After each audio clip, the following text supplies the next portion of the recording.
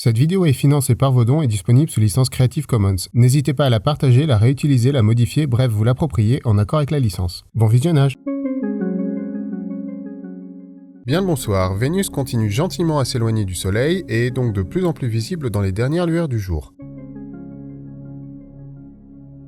En ce moment, nous avons aussi Jupiter qui lui tient compagnie, mais les deux se séparent doucement alors que la géante s'approche, elle, de plus en plus du Soleil. Toujours au sud-ouest et peu après le coucher du Soleil, c'est Saturne que vous pourrez observer dans les premières heures de la nuit, mais faites vite, elle se couche dorénavant assez tôt. Au petit matin, vous pourrez facilement trouver Mars qui se lève au sud-est. Elle est suivie de peu par Mercure qui est actuellement à son élongation maximale. Pour les constellations, je vous propose de lever le nez bien haut pour trouver Cassiopée. Normalement, ce W ne pose pas trop de problèmes à trouver. Mais nous n'allons pas nous attarder sur cette constellation ce mois-ci. En suivant une des branches du W, vous allez tomber sur un groupe d'étoiles formant une petite maison. Il s'agit de Céphée, roi d'Éthiopie, et mari de Cassiopée. Sous la base de la maison, à peu près au milieu, vous allez pouvoir trouver Mu Céphei, l'étoile Grenat, aussi appelée Hérakis, à ne pas confondre avec Arrakis. Pardon. Tout instrument vous permettra aisément d'observer cette bille rouge éclatante qui lui a valu son petit nom de Grenat. Cette supergéante rouge est plus de 1200 fois plus grosse que le Soleil, donc mise à la place du Soleil, elle engloberait jusqu'à Jupiter.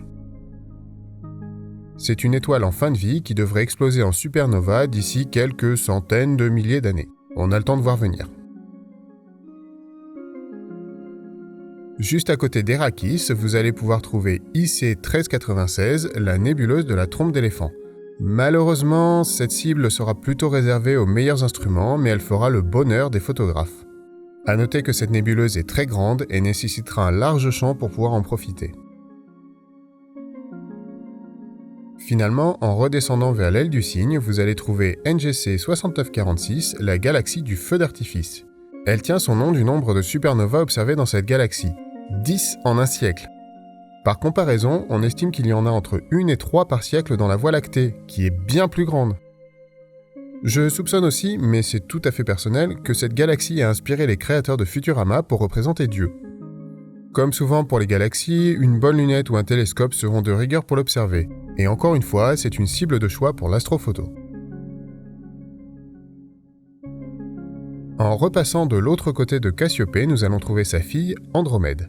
Elle fut enchaînée en sacrifice au monstre marin Cétus, qui avait été envoyé par Poséidon après que Cassiopée ait affirmé que sa fille était plus belle que les Néréides, nymphes de la mer d'une incroyable beauté, ces dernières s'étant quelque peu vexées de la comparaison avec une mortelle. Évidemment, dans cette constellation, nous allons trouver notre galaxie voisine M31, la galaxie d'Andromède, et ses deux satellites M32 et M110. Ici, aucun souci, le cœur galactique de M31 est visible à l'œil nu sans aucun problème et tout instrument vous permettra de contempler par vous-même cette beauté qui fit son malheur. Finalement, dans le prolongement du corps d'Andromède, vous allez trouver son sauveur qui pétrifia Cétus avec la tête de Méduse, Persée. Entre Andromède et Persée, nous allons trouver l'objet M34, un petit amas ouvert bien sympathique. Situé à quelques 1500 années-lumière, cet amas compte quelques 400 galaxies groupées dans un rayon d'environ 7 années-lumière. Visible à l'œil nu dans un ciel pur, jumelles, lunettes ou télescopes vous permettront d'admirer ce rassemblement d'étoiles. Pour la Lune, je vous propose de trouver le cratère d'Archimède dans la mer des pluies.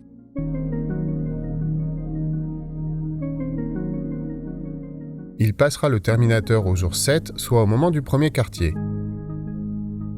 Puis il retournera dans la nuit lunaire au jour 22, soit au moment du dernier quartier. A noter qu'Apollo 15 a alluni pas trop loin de ce cratère. Tout est relatif. Pour finir, niveau événement, nous avons évidemment le meilleur essaim météoritique de l'année, les Géminides, le 14 décembre. Avec un taux horaire de 120, je ne peux que vous encourager de bien vous couvrir et sortir admirer ces poussières de l'astéroïde Phaéton.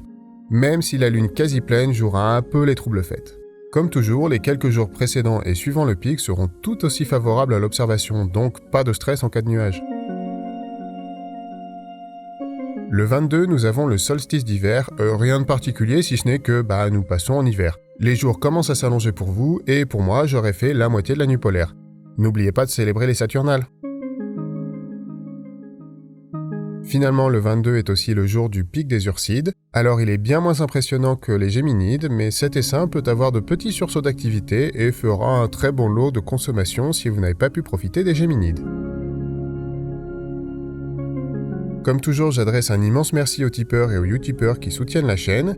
Si vous aussi vous voulez aider, n'hésitez pas à les rejoindre. Si cette vidéo vous a donné des idées d'observation, n'hésitez pas à le faire savoir avec un pouce, un commentaire et à partager l'info avec d'autres. Pensez aussi à vous abonner avec la cloche si vous ne voulez pas rater les prochains live aurores et les prochaines vidéos. Sur ce, je vous souhaite une bonne nuit et je vous dis à la prochaine lune.